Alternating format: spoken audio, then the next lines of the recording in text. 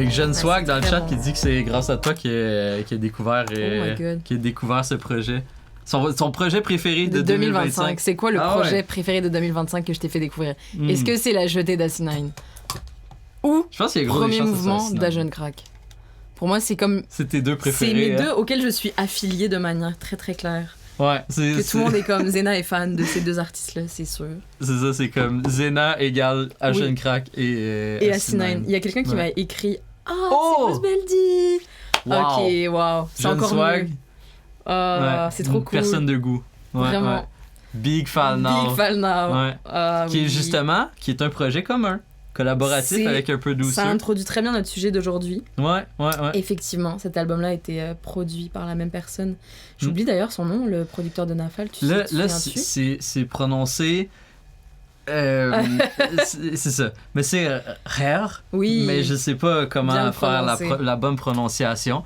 Je comprends, moi non plus. Mais ouais, qui est un gros producer là, qui a placé le son Hamza avec Renoir. Ah ouais. Ouais, elle fait des grosses prods, il produit pour des gros noms au Maroc, genre Choubi.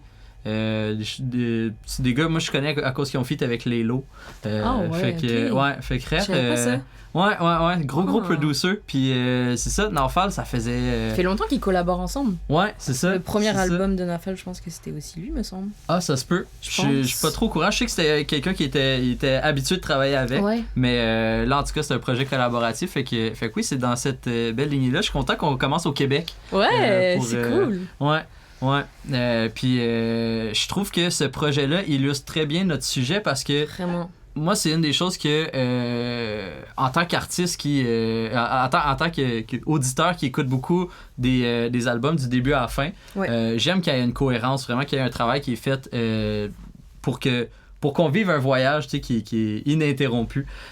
Puis Rare a vraiment fait une belle tracklist pour ce voyage-là qui nous plonge dans un monde que je connais moins, avec les samples maghrébins et qui c'est ça nous a vraiment ça a créé un univers super cohérent du début à la fin pour bien enrober là, autour de Nafal qui dead ça comme toujours hein. Fait que mais vraiment je trouve que c'est vrai que c'est un bon exemple de je trouve que tu sais ce qui a amené un peu notre conversation d'aujourd'hui, je trouve c'est qu'est-ce qui distingue finalement les projets qui sont vraiment des collaborations entre un producteur, un beatmaker et un rappeur des autres projets ou des autres albums. Et je sais qu'on a ce truc-là d'écouter tous les deux les albums de A à Z et d'aimer, genre rentrer dans l'univers d'un artiste. Et je sais pas, j'ai l'impression qu'il y a quand même quelque chose qui se distingue dans ces projets-là où tu sens plus un espèce de ces deux artistes qui étaient ensemble au studio pendant une longue période et qui ont vraiment collaboré et qui se sont mutuellement genre... En fait, c'est que tu sens que l'écriture et les prods se sont infusés mutuellement, genre. Ouais. Tu vois que c'est pas juste comme... Il a reçu la prod puis il a kické dessus. Oui. Ouais. Parce que... Et puis même, tu sais, pour avoir des amis à nous qui font ce type de projet-là collaboratif où vraiment tu sens qu'il y a une interaction et qu'il y a une amitié souvent derrière. Enfin, c'est... on sent la chimie. Ben oui, tu la sens, genre, dans le projet, tu le sens. Genre, tu le vois aussi de... Je pense pour les artistes, j'ai l'impression qu'en termes d'écriture, ça te permet d'avoir quelque chose de plus cohérent. Justement parce que t'es pas en train de dépendre de plein de prod que t'attends à droite à gauche et au final t'arrives pas à développer genre une écriture globale, je sais pas. Ben il y a ça, puis moi je trouve que il y a beaucoup d'artistes qui surtout rappeurs là, qui ils sont super bons mais ils ont pas cette vision, ils sont pas capables d'aller chercher la cohérence qui me parle. Puis c'est le producer qui est peut-être un peu moins investi ou je sais pas, qui est capable de créer ce fil rouge là, qui se tient tout le long. Puis c'est ça, je pense que ça se fait pas en juste faisant plein de morceaux, puis après ça, on les assemble. Ça peut pas se faire comme ça, tu sais. Ben non, puis ça me fait penser... Tu sais, je sais que tu l'as écouté toi aussi, là, le podcast de Sandra Gomez. Avec Jen, où tu sais, il parle du projet de Jennifer. Et je pense qu'il dit qu'à un moment donné, genre, les beatmakers avec qui il travaille, là, San Juliette et Matt Banger, genre, ils lui ont dit c'est un projet d'amour, genre. Mais lui, en écrivant, il était pas conscient de ça. Ah ouais? Je pense Impossible. que c'est. Je te jure, je pense qu'il y a une anecdote comme ça là-dedans. Ok, mais je me rappelle pas exactement de ça, mais Qui parce dit, que c'est ses potes qui lui ont dit, genre, Ouais. c'est un album d'amour. Ben oui, ben Mais que- 100%. Oui. Mais juste le morceau Jennifer Ben qui oui. dit ça s'appelle Jennifer, Ouais. juste parce que t'es trop belle. Man, il écrit tellement bien l'amour, tellement différemment de tout le monde, c'est incroyable. Mais Ouais, il lui, est il s'était trop pas fort. rendu compte de ça. Non, Puis c'est eux autres qui en ont le comme faisant. construit Ben oui. alentour de ça. Et on dit c'est ça que t'as fait, là, c'est ça que t'as produit. Ouais. C'est... Mais dans le processus artistique, parce que justement il a la chance de collaborer de proche avec d'autres producteurs, avec des producteurs, et que c'est pas justement lui qui crie dans son coin et qui doit aller chercher des prods à droite à gauche. Ouais. Je sais pas, je pense que ça doit être hyper aidant dans l'écriture et dans le processus artistique d'avoir des gens qui. Mais tu sais, c'est comme la série d'Aurel, là. Je montre jamais ça à personne, genre. Là, j'ai pas tant écouté. Tu l'as ça. pas écouté? Ouais. Je pense que j'ai écouté 2 épisodes de la première saison, puis c'est tout. Mais Ouais.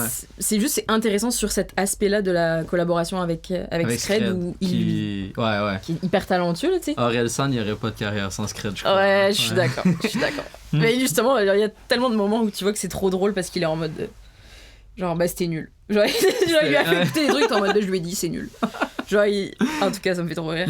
Ben, c'est trop important dans la création. Puis tu sais, c'est normal. Genre, faut pas. Je pense qu'il y a beaucoup d'artistes qui vont vraiment mal le prendre si on leur dit. Donc, ça fait qu'on veut pas cette réaction-là, donc on leur dit pas. Donc, ils se nuisent à eux-mêmes en ayant beaucoup d'ego à comme pas prendre la critique et on leur dit ouais non ça c'est ça le fait pas, genre fais juste un autre morceau, tu sais. Mais c'est trop important de le dire. Fait que quoi, shout-out à tout le monde dans le chat, là, j'ai vu ça a spammé beaucoup. Il y a Arslan là, I trade en orange, ça c'est Arslan. Mayo Socho Zena. Nada, bon matin, comment tu vas? Puis sinon on a Yanis aussi, bonjour, hi, comment tu vas mon chum? Content de te voir. Fait que c'est ça. Je pense que bon, on a parlé de l'enfant, mais j'aimerais ça peut-être écouter un morceau. Je sais pas c'est quoi ton morceau préféré de l'album qu'on envoie pour le présenter peut-être au monde du chat qui connaissent pas. Bah tu sais, Danse pour moi c'est genre le plus facile, Danse je pense, pour moi, le plus accessible en termes de grand public. Ouais. C'est genre un peu le banger quand même. Oui.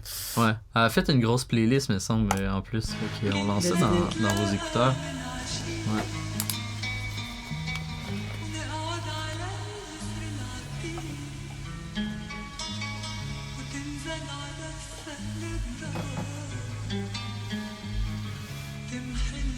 Swagman. Qu'est-ce qui se passe? Je sais pas. Ce soir je ne dors pas, inspiré par ses formes et son intellect. Fais des morceaux, tonnes, son essence je me délecte. J'adore, avec les poids sur mes épaules, je travaille mes des fois je me torses fais sans prendre en force. flagrant délit Son comme cœur en ça. miettes, je vois les morceaux s'enfoncer en moi. Comme une vitre qui éclate sur ma peau. Il s'approche et Bon tombe matin, la Easy goutte Tone, de comment tu vas? sueur en trop. Top. Puis on s'aidera évidemment. Fait chaud, je suis qu'un pêcheur, je suis qu'un fils d'Adam. Elle a un goût de miel, j'ai le spice qu'elle aime. Oh shit, ça va péter comme le 9-11.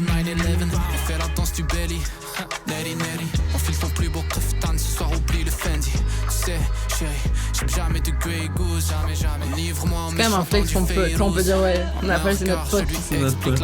C'est pas genre on écoute des morceaux, ouais. Ouais. On aimerait trop être amis avec ces rappeurs, non, c'est nos potes. Je pense que c'est un de mes gros flex dans la vie, quoi, quand ouais. Ouais. Je sais Ben, pas. je sais pas. Moi, quand j'ai commencé ce parcours-là. C'est trop bon dans mes écouteurs. Ouais, je suis d'accord. Quand j'ai commencé ce parcours-là de création de contenu, de parler de musique et tout, je voulais rester loin, genre, des gens. Je voulais être seul dans mon coin à parler de musique. Je n'avais pas cette intention-là de... Rencontrer des gens.